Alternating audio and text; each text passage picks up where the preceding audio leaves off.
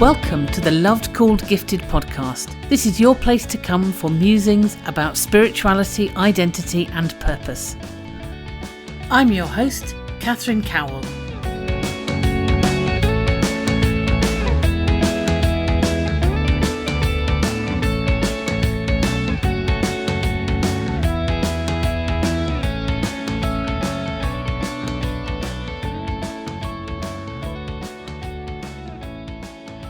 So I'm delighted today to be joined by Sarah Watson. Thank you for inviting me. So Sarah and I have been friends for quite a long time, and we're part of the same women's Bible study group on a Tuesday morning. And in our conversations, we've talked quite a bit about the fact that Sarah's involved in a new venture running something called the Still course and has set up a new sort of organisation to help her to do that. And I thought that there was some really interesting stuff involved in what you're doing, helping people with anxiety primarily, and sort of helping people to kind of gain resilience and to live their lives well. I don't know if that's a good way of putting it. That's a very good summary, yes. Yeah, very good summary, yes. Yeah. Still stands for stop, talk, imagine, listen and learn. So there's 5 components of that. So do you want to introduce yourself a little bit, Sarah? Yes, I'm Sarah. I've known Catherine for a very long time, over 25 years. So we know each other socially, through church, through Bible groups, friends, just lots of different aspects really. Our lives have crossed over many, many times over a long period of time. So I'm married with 3 children who are all getting quite grown up now. I worked as an occupational therapist for over 20 years, predominantly working in older people's mental health, a job which I loved. And then when we had our 3rd child, and due to my husband's work commitments and having 3 kids, I finished work. So that was about 10 years ago. So during that time, I've done quite a bit of volunteering, so running toddlers groups, volunteering in food banks, just doing lots of stuff in our local community, running a home, doing stuff with the kids, which has been a real blessing most of the time. So as the kids have got that bit older, I decided it was time really to do something for me, sort of not a career necessarily, but to get me back on track in terms of finding something that I would really enjoy doing, that would probably pay a bit of money, but mainly just something for me to get involved in society again, really, and to do something that I knew I could develop and put my own stamp on. Yeah. So how did you come across the Still method? What was going on for you at that point? My oldest is 18 now, my youngest daughter is 12. And I got to the point where I was enjoying volunteering, and I was thinking about quite a few different things I could do and get back into. I think being a stay-at-home mum, I really enjoyed that, but I felt as though I was almost shrinking back as a person. And it wasn't that I was anxious or fearful or not doing stuff, but when I look back at when I was working and managing a team, I was leading big meetings, attending ward rounds, seeing clients, managing human resources issues, doing big conferences and all sorts of things. And I felt like I was very proactive and very confident at taking on new challenges. And I got to a point where I felt I could do more than I was doing, and I wasn't the sum of the full parts that I was made up of. And I would be thinking, oh, I could do that, or I could do that. And then I just have a small voice in my head go, but, or that's a big challenge, or, but I can't do that because how would I pick the kids up from school? When COVID hit, I signed up to be part of the Royal Voluntary Service, and I wanted to be a driver to go around and to pick up deliveries from supermarkets and to go out to local people. So it meant in essence that whilst the kids were being homeschooled and different things, if there was an emergency or somebody locally needed food or medicine picking up, I really wanted to be a driver to go and help out. And I don't think I ever managed a call, because every time it came through, I was always doubting in my head, thinking, oh my gosh, I don't know where this is going to be, or what happens if. And I really was, I think, quite disappointed in myself at the end of it, because I thought I really wanted to do this, but I was making excuses and talking myself out of it many, many times. So were you feeling that there was something going on besides the practicalities of there's lots to do? I think there was lots of things to do, and I'm sure I could have organised it and fitted it in. I think I just felt I didn't want to overcommit myself. And then I ended up talking myself out of doing anything or taking things on in case it all went a bit pear-shaped and time overran and I couldn't pick the kids up. So I would think, oh, this is a really good idea. I could do this. But then I'd almost talk myself out of it in my head because I was probably in quite a comfortable place where I knew things could work and be ordered and timely, and I could do stuff at home. And actually taking on a bigger challenge, particularly if I didn't know exactly what that would involve and how much time that would take up on my own, it was easier in the end to just let it go by. But I sensed in myself a real sense of frustration that actually I want to take this on, but there always seemed to be a but or an excuse. And that was happening over in quite a few different areas of my life. And I just thought I really need to try and take control and get that back. And the business I've set up is called, the name of it, I can remember one Tuesday morning offering a few different names to the group, and I came up with the name Unshrinkable. Back in church a long time ago, I can remember one of the topics we discussed and we prayed about as a group was, we're not those who shrink back, from Hebrews 10 verse 39. So as soon as I was coming up with different names, the name Unshrinkable really helped to describe how I wanted to become. And I didn't want to be someone who shrunk back and was less than I was capable of being. So for me, this course was about not shrinking back and actually stepping out in faith, stepping out of my comfort zone and really getting back to be the person that I was capable of being. Yeah.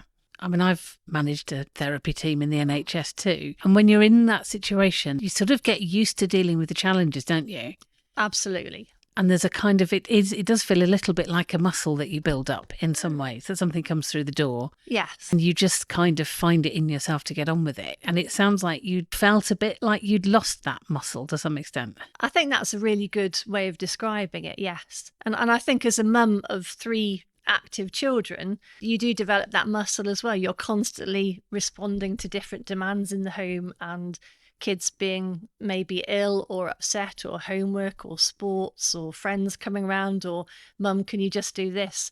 So I think, again, that muscle that you've talked about of just responding to different things and different challenges, that also is being constantly developed and flexed, because let's face it, being a mum of 3 kids and a wife in the home, that in itself is a big daily challenge just to get everything sorted out. It is. I'm reminded as you're talking of when I've done some keeping fit or getting fit. And one of the things that really shocked me a few years ago was that I'd got quite good at running. And then I decided I was going to do a triathlon.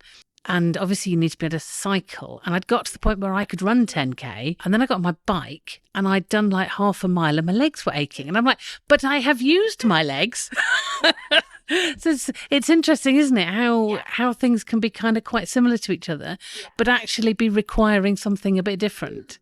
Yes. So yes, I mean, not only have you got 3 kids, but you've just managed a major house renovation project. Yes. You do lots. Yes. And you do lots in the community as well. But there was some part of you that you felt like you'd sort of... I think the part, and I speak to a lot of mums, a lot of friends of mine, I think often as a mum where you've got your kids and a husband, and maybe those who aren't working and have given up their job over time to become a stay-at-home mum, although this is not exclusively to them, I think the part that you tend to put on the back burner is your own personal development, because everybody else comes first. And I think that's the way it should be. It's certainly the way in our home, that I haven't mind doing that. That's been a real blessing to be able to do that. But it felt as though as my kids got older and didn't need me so much, it almost felt like I was in a cocoon, a bit of a world where putting me first and finding that personal development that I so easily offer to my kids and giving them all those opportunities, I almost felt a bit guilty for prioritizing my own needs and my own development above my kids. And I think that was the battle I had going on. Whereas I thought, if my kids had wanted to do this, I would have driven them there. I would have made the time. I would have made sure they'd gone to all the different sessions and helped them to do it. But because it was me, something else always came ahead of that.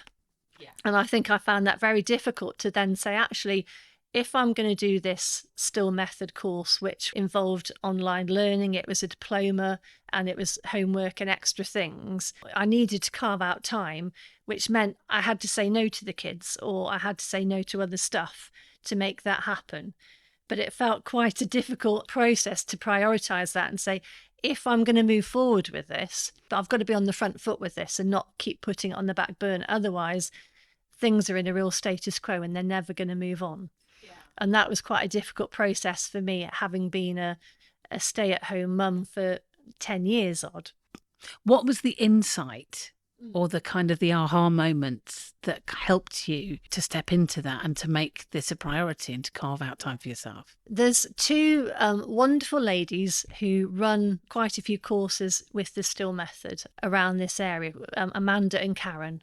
And they'd got lottery funding to do a group down in Newcastle at the time, so in a cafe. Funnily enough, I was working at a local charity, and there was a girl who I was working with who was really struggling with life at the moment. And when I read about this free anxiety management course over a period of 6 weeks, and I was talking to this lady in the charity who was going through a really tricky patch, and she was getting very anxious.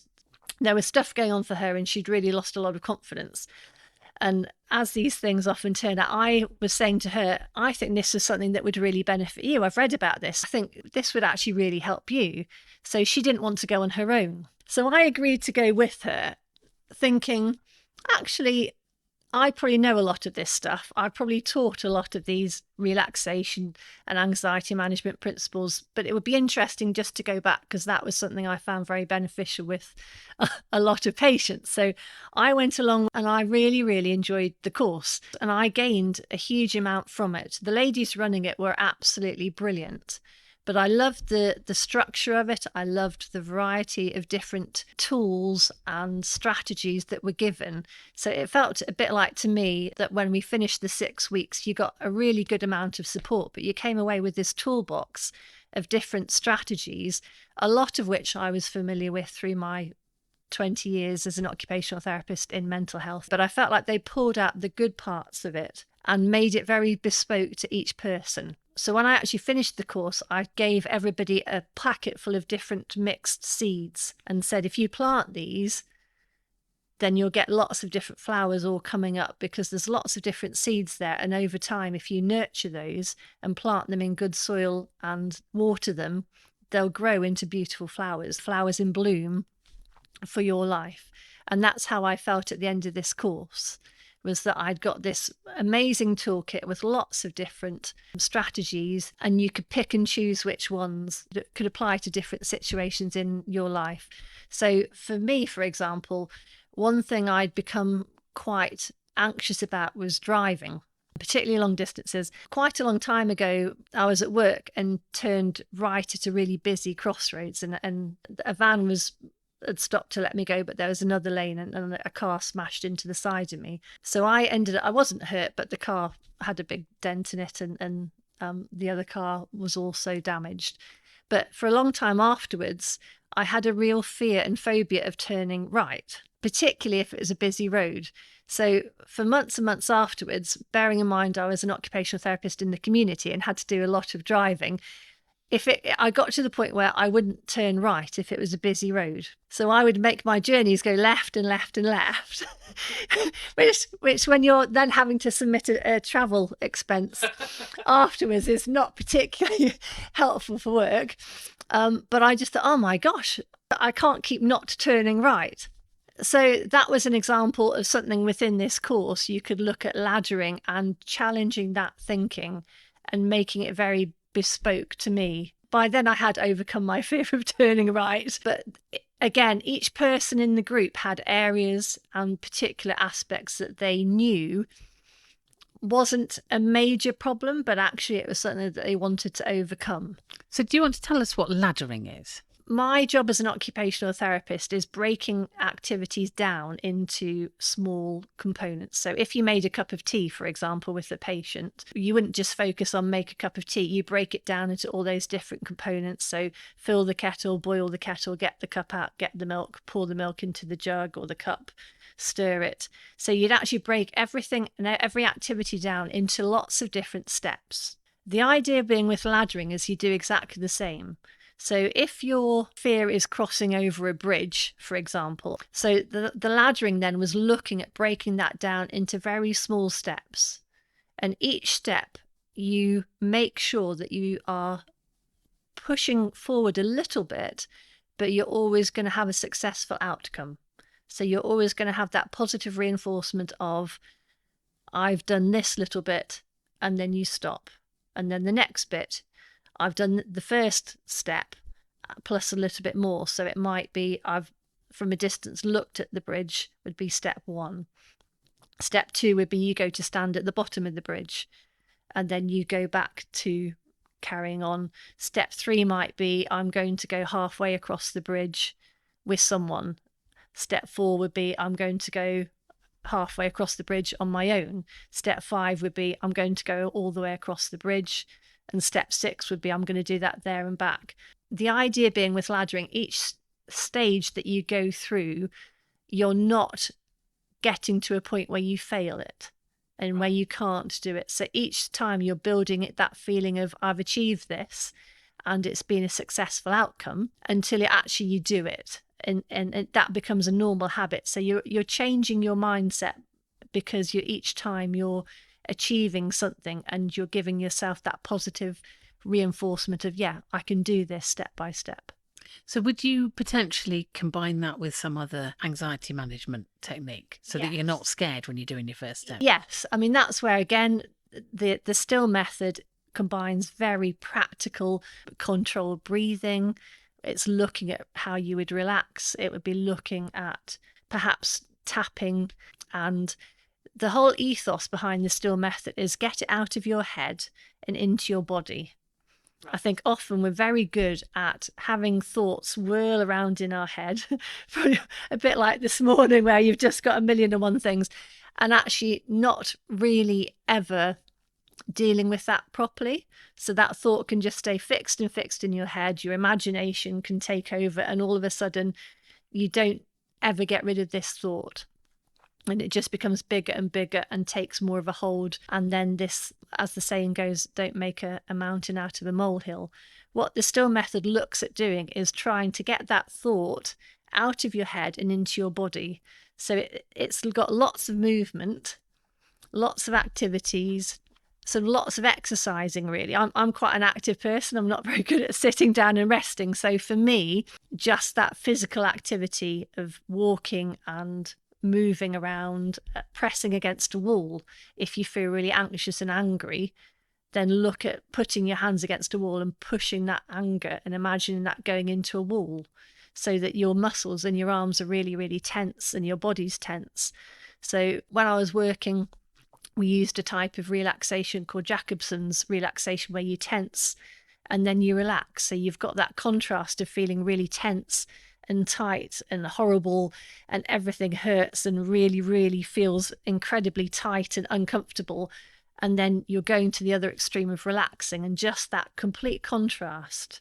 I always found that quite useful for me because it would help me to realize, actually, yes, I'm really tight across my neck and shoulders. Other people find sort of an imagery or imagining feeling relaxed, or imagining if I was relaxed and I could do this successfully and without any fear, what would that be like? So again, say with your football teams, if you're looking at what would success look like and how would we get through this big game. So again, within the still method, there's lots of different ways for people to deal with that anxiety. But again, that's very personal. And by having a lot of different ways of dealing with that, people can then find what works for me. I know the courses I've done, some of the ladies and kids I've worked with have just gone, "Ooh, wasn't sure about that one. That was a bit weird." And then other people have said, "That really, really worked. And actually, I could use that in class the next day." Or I knew I'd got a difficult conversation later on that night, so I could begin to plan what I was going to do and use some of those coping strategies as well. Yeah, so that whole toolbox thing works really well. It sounds to me, I was just reflecting that actually you were on this course, and by the end of it you were handing out seeds to everybody else to remind them of what they were going to get from it. So you were already in the process of thinking, I'm going to do this. Yeah, when I heard about the course, one of my initial thoughts was, if I like this course, this could be something that I could then go and train and do. Then let's see where this goes. And then having done the course, I could see myself, like Karen and Amanda, running these groups, either in the community or going to see people at home or going into schools. And because it's such a flexible course, whether it's done in a big organisation, it can be sort of concertinaed down into an away day for, say, half a day or something like that. So it's very flexible. And the course is constantly being developed and tweaked to work in different environments and with different people.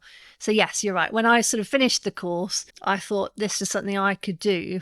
And what I liked is that in a more of a counselling role, you've got to think on your feet and come up with the answers, which is great. And there's certainly a role for that. But what I really liked about the STILL method and the course is that if you're then sharing with people these strategies and these techniques, but you're empowering them to choose what works for them, and they can then choose what's going to work in different circumstances. So actually, you're then feeding that information to them, and that creates a control in their life and that empowerment for them to make their own decisions. That does sound quite a lot like what you did as an OT. Yes. And possibly what drew you to being an OT in the first place? Yes, certainly the career as an OT actually came about from my careers teacher. He said, don't do that, it's basket weaving. So it wasn't someone that I had a particular amount of respect for, and I just decided I think this sounds really good, and I decided to do occupational therapy, which I've loved that as a career, and certainly a lot of those skills are very transferable. And it does feel as though, particularly in the current climate, with very much the focus on well-being and mental health post-COVID, our society at the moment, it feels like there's a really big need out there for, not necessarily just for people who are anxious, but for most people who would benefit from this type of skills, really, just to help them. It can be used to help people who are really struggling with their mental health, or just a bit like an MOT on the car, really, as an MOT of your mental health, just to make sure that everything is working as it should and running as well as it could be. Yeah. So you said that the STILL method was helpful for you. So what changed for you in your life having done it yourself?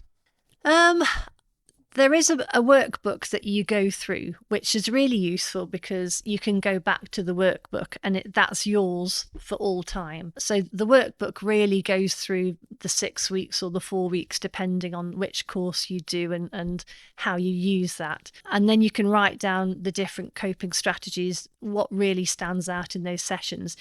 Often it's building on different strategies week on week, a bit like in the classroom with phonics. You don't just do it the once, you're going back in your times tables, you're relearning it, revisiting it, and then you're building on it week after week. So that becomes a foundation for how you think. What changed was that it just helped me to realize that I'm making decisions to avoid things, or I'm talking myself out of things. And I think what the course did was just help me to go, if I want to actually move this forward, I need to focus on this. I need to make it happen.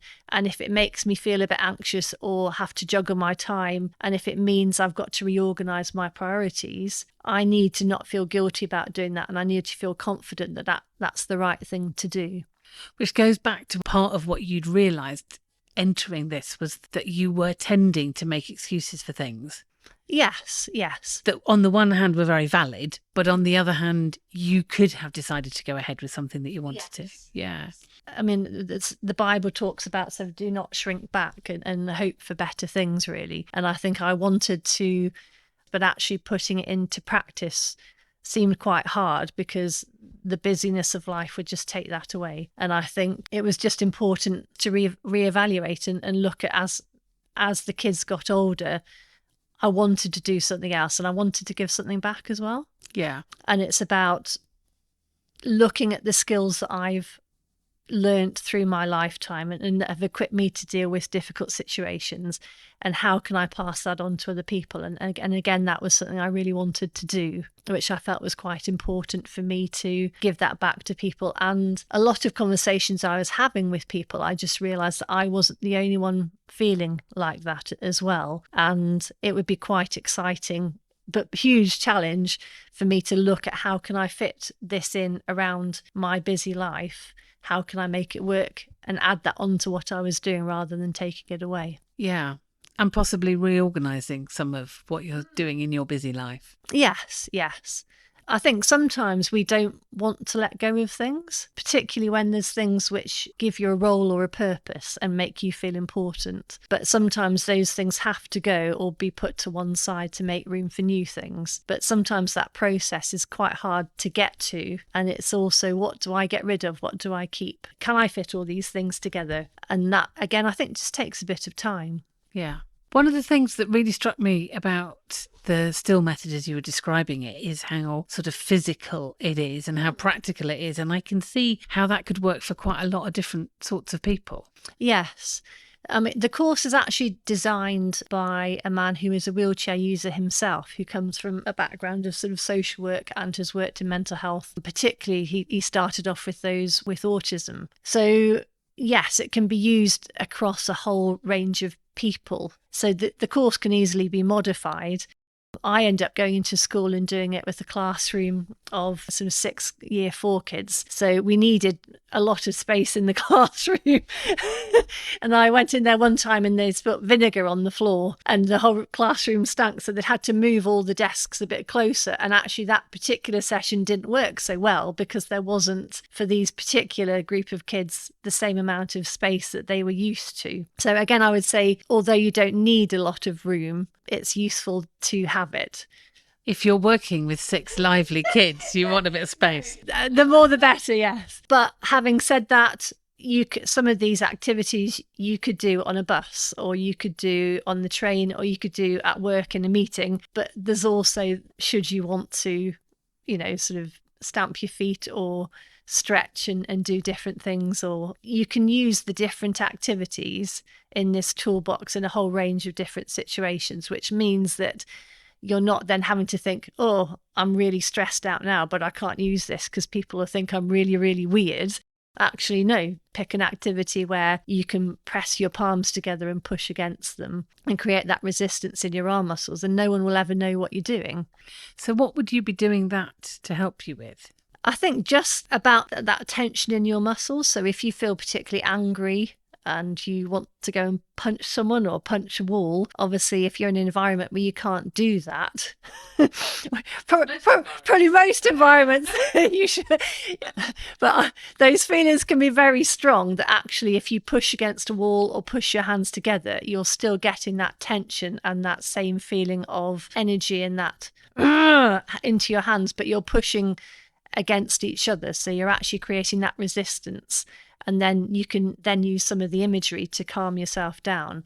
I know with my own kids, if they come in and they're absolutely full of energy and really wound up, if you say to them, sit down and relax, it does not work. They need to get rid of that excess energy. So it's about finding a healthy way of doing that first. And then later on, you can talk to them and give them that calming down imagery. If you try to say to them when someone's full of excess energy and just needs to shout and scream and stamp or punch something, if you go, oh, just calm down, it'll be fine, it doesn't work. So this is about dealing and getting rid of that excess energy in the first place, and helping yourself to re-regulate and get to that point where you need to be, so that then you can have a conversation with people, and then you can look at, right, what were the triggers there? Let's go back over this. What could you do next time to help to have a more positive thoughts in your head, so you don't get to that level of anger and that aggression that we've just seen in that explosion. Does that make sense? Yeah, it does. It does. So I'm certainly not saying you go around and punch people, no.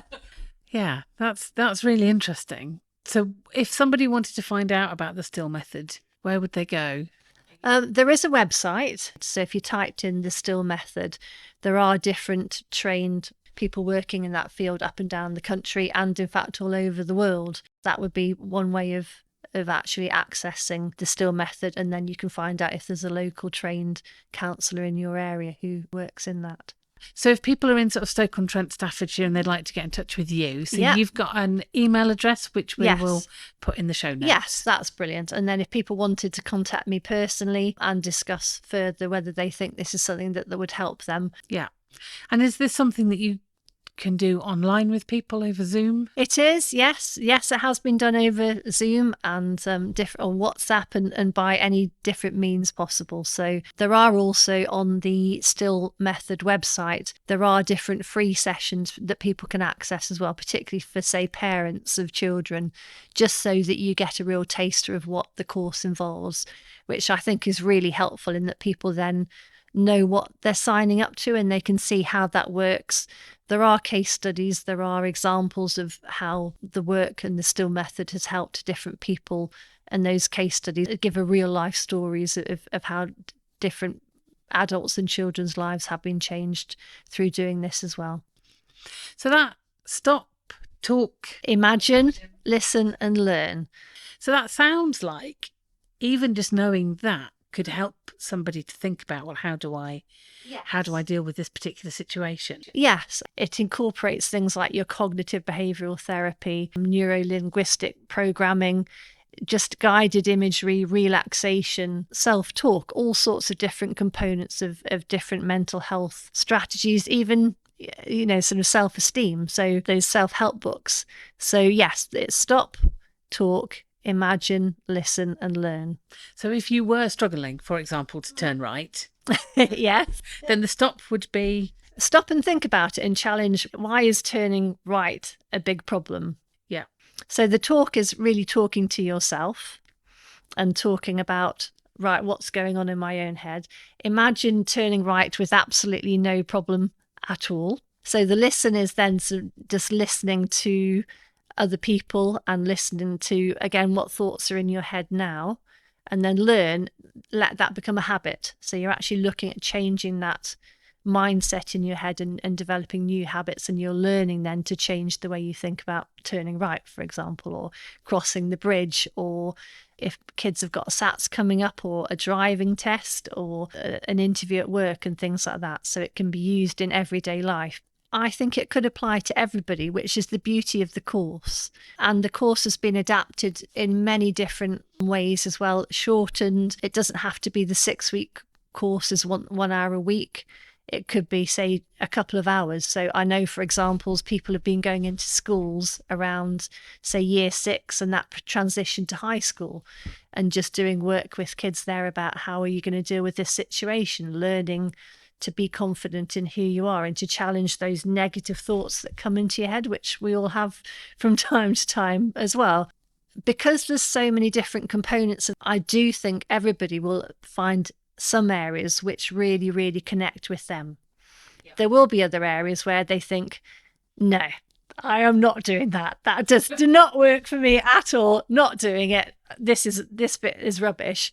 But I'm very confident that anybody who does the course would find some areas that they can really apply to their life, whether that be the day-to-day hard grind of life and just getting on, or those added stressful moments where they just think, right, I could really do with a bit of a booster just to get me through this difficult time. People have been in situations where there's a lot of disruption at home, a lot of dysregulation. Kids are not going to school, won't go in the shower, won't get dressed, won't eat. A lovely analogy that is used on the course is if you have a beach ball that's flat, which has 8 sections, if you start blowing up the beach ball, you're not just inflating one section, you're actually inflating the whole ball, and all of those 8 sections then become fuller and back to their original shape. So actually often when you start working on one area in a person's life, the other areas which also have been affected and flattened and sort of are traumatized as well, or working dysfunctionally, they also begin to come right as well. Yeah, fab. I'm wondering if there's anything else that it feels important to talk about. I think probably the message I've learnt from this is just to move forward. And if you have something that you want to aspire to, if God's given you a hope or a dream or something to work towards, I mean, this has been probably a good 4 or 5 years where I've had a sense of I want to do more than I'm doing. I want to be more than I currently am. And I know I'm capable of doing that. But it's about finding that right timing and the right opportunity. And it's just keeping believing that that's possible and looking for how you work towards that, and not to give up that hope, really. As it says in Ephesians 3:20, now to him who is able to accomplish exceedingly abundantly above all that we can dare to ask or imagine, according to the power that works within us. I can hope and dare to imagine great things for my life and the lives of those that I love. But I think sometimes we can get a little bit lost along that path.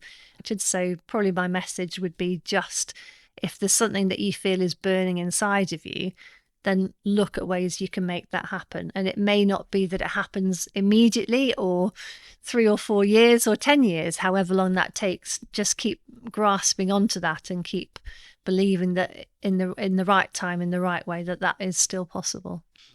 Yeah, that kind of puts me back in mind of the laddering that you were talking about earlier, that taking something in little steps, but kind of continuing to move towards it can be really helpful. Yes. I mean, if you're going to climb up a mountain, and I've done lots of walking and expeditions and things like that, you don't jump straight. You don't look at the top of the mountain and think, I've got to go up there. You're taking it one step at a time. And each time the top of that mountain is getting one step closer. And it's very easy sometimes to look at the whole bigger task and become overwhelmed and think, I can't do this, so I'm not even going to start. Whereas if you do it one step at a time, that end goal gets closer and closer. And each time you take a step forward, that sense of pride and achievement inside of you is going to grow and grow and grow. And I think then you're more likely to, first of all, have a go at it. Secondly, succeed and not give up along the way, but also be really proud of yourself when you get there as well. And just that inspires other people then, I think, because they can see how much it means to you, and that builds self-confidence and self-esteem. And you know what, the next time there's another challenge, you're much more likely to think, yeah, I can do this. Yeah.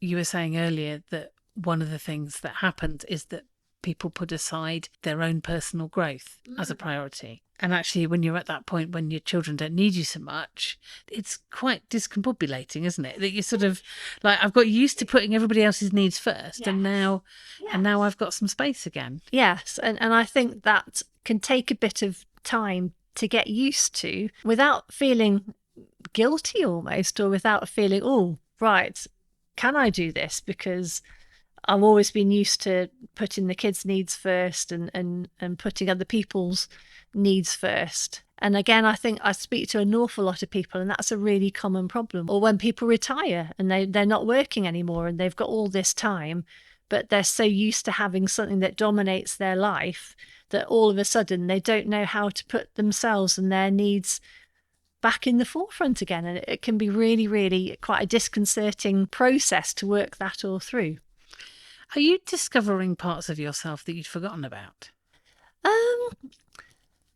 I'm beginning to. I think had we not done this big housing project, I think I would have significantly more time than I do now. But yes, in terms of things that I've had to put by the wayside and leave to one side, I'm enjoying, say, DIY and discovering new things. We bought a second-hand piano at home from an old church, actually.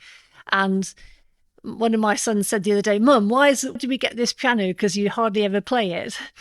And actually, he's right. But I'm hoping at some point to get it retuned. And when I was very much younger at school, I used to play the piano and really enjoy that. So that's something I'd like to get back to, designing cards and making cards and DIY painting and all these things. Some have come more to the forefront recently than others through necessity and trying to get things finished. But yes, it feels like there's a time when I can probably go back and rediscover things that I used to enjoy doing, even just having time with friends and inviting friends over and things like that. Brilliant. Thank you ever so much, Sarah. That's been really interesting. Well, thank you for having me over to talk to you as well. You're welcome. Hope you enjoyed this episode of the Loved Called Gifted podcast. If you'd like to get in touch, you can email lovedcalledgifted@gmail.com.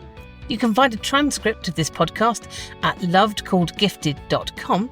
And that's also the place to go if you're interested in the Loved Called Gifted course, or if you'd like to find out about spiritual direction or coaching. Thank you for listening.